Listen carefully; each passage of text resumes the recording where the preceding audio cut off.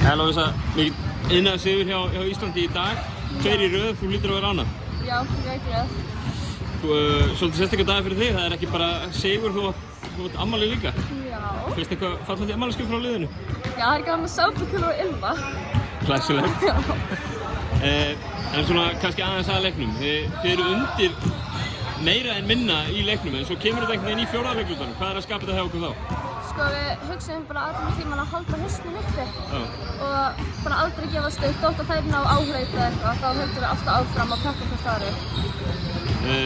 Pressuvörn sem þið eru með í 4. leiklutanum, allan völlinn, þið stelið einhverjum, ég veit ekki hvað var við.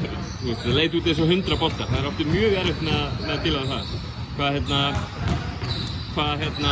Já, ég meina, og það skiptir ekki máli hver er að koma inn á hjá ykkur, það viljast allar hlaupa bara beint inn í þetta.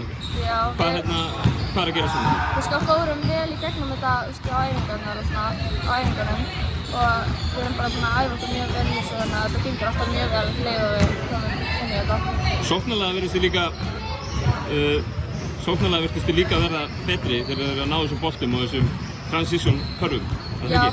Það er náttúrulega því að við peppumst meira upp með því að stela boltanum pressu og náttúrulega kemur rosalega mikið bara svona pepp og þá náttúrulega gengur allt mikið betur þegar allar eru að hafa gaman og svona.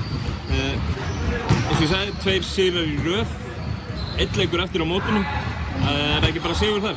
Jú, auðvitað. Hvað þurfa að gera til að ná í sigur á móti sterku liði Svíþjóð? Það eru náttúrulega mjög stórar þannig að við þurfum bara að stíga ótrúlega vel út og bara spila sem lið og hafa gaman og það. Frábært, takk.